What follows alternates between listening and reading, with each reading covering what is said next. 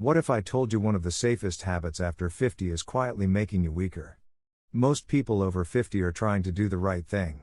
They walk, they stay careful, they avoid anything that feels heavy or risky, they protect their joints, and that sounds responsible, because it is, but here's the part nobody says out loud. A huge amount of what people call just aging is actually muscles that slowly went offline, especially the glutes.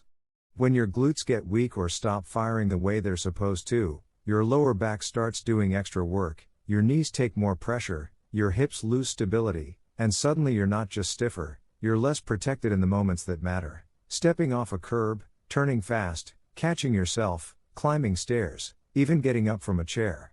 And this matters because falls aren't a small issue.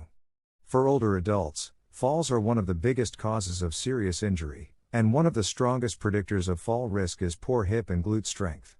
That's the uncomfortable truth. You can be careful every single day, and still train your body to fail you when it counts. This isn't about blaming you, and it's not about saying walking is bad. Walking is great, stretching is great, being mindful is great, but what if those are maintenance, not protection? What if the routines that feel safe are letting your strongest muscles shut down year after year, until your back and knees pay the price?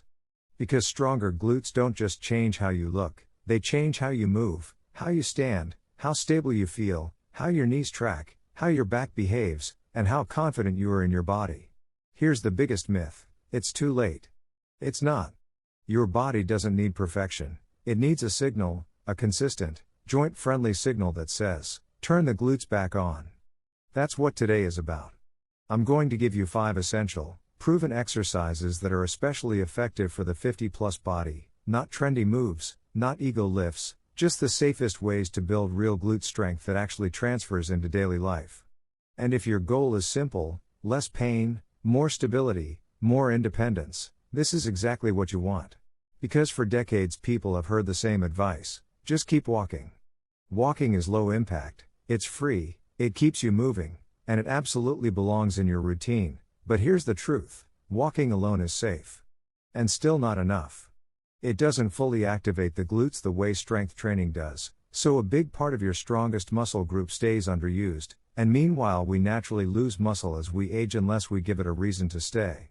That's where the chain reaction starts. Weak glutes mean less hip support. Less hip support means more stress on knees and lower back. More stress means more pain and instability, and by the time discomfort shows up, the pattern may already be locked in. The good news is you can reverse this, and you don't need hours in the gym to do it. You need the right moves, the right form, and consistency. So let's go through the top 5, starting with number 5, and I want you to think of these as insurance policies for your future self.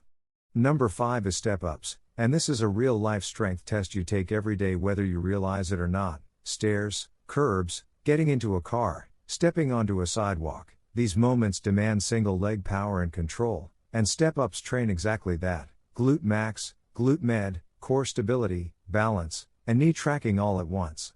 The key is simple: the front leg does the work, no bouncing, no launching, no pushing hard off the back foot, just place your whole foot on a low step, keep your chest tall, press through your heel, stand up under control, squeeze the glute at the top for a beat, then lower slowly. Start small, use a chair or wall for balance, and do 2 to 3 sets of about 8 reps per side. Done consistently, this builds the kind of strength that makes stairs feel normal again. Number 4 is glute kickbacks, and I know it looks like a small move, but it's a game changer because many people over 50 extend the hip by arching the lower back, and that's exactly how you keep feeding back pain. Kickbacks retrain the nervous system so the glutes do their job first.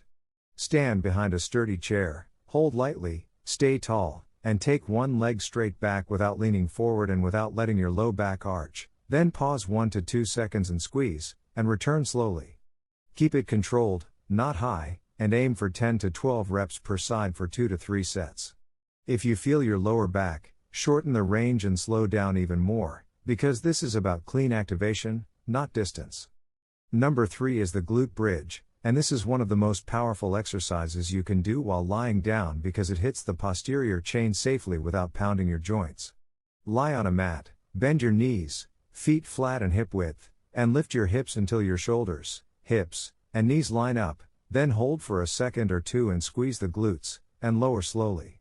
The biggest mistake is overarching the back and turning it into a spine movement, so keep your ribs down and think hips up, glutes tight, not back bend.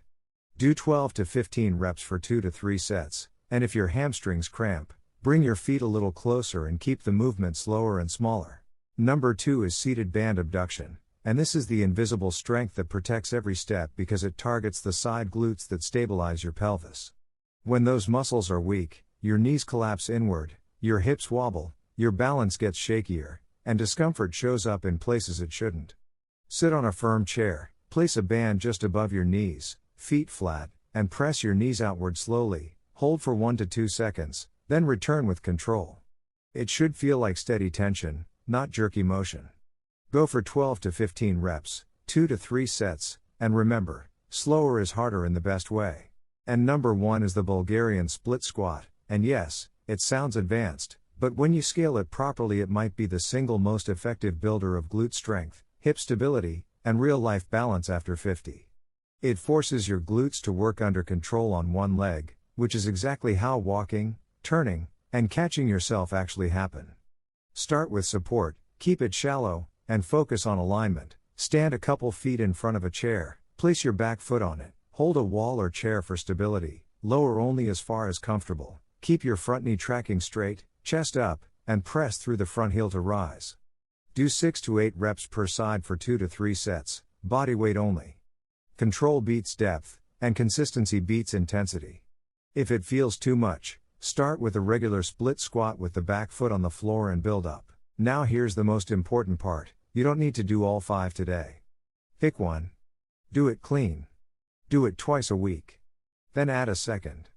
Because after 50, your body rewards consistency over intensity and precision over pressure, and just 2 or 3 short strength sessions per week can change your baseline, less pain, better posture, stronger hips, steadier steps, and more trust in your own body. If this helped you, like the video, subscribe, and share it with someone you care about, because strength at this stage isn't about looking younger, it's about living freer, staying independent, and being able to say, with confidence, I trust my body again.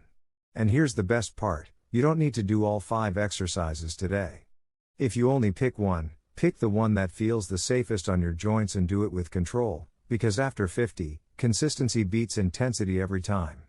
Start with 2 short sessions a week, then build to 3 if you can. Keep the reps smooth, stop before pain, and focus on feeling the glutes, not your lower back doing the work.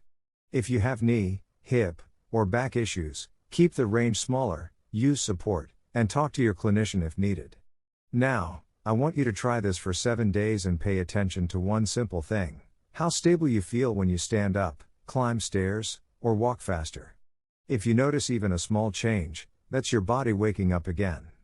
Like this video, subscribe for more 50+ strength routines, and comment starting so I can send you the easiest beginner plan to follow this week.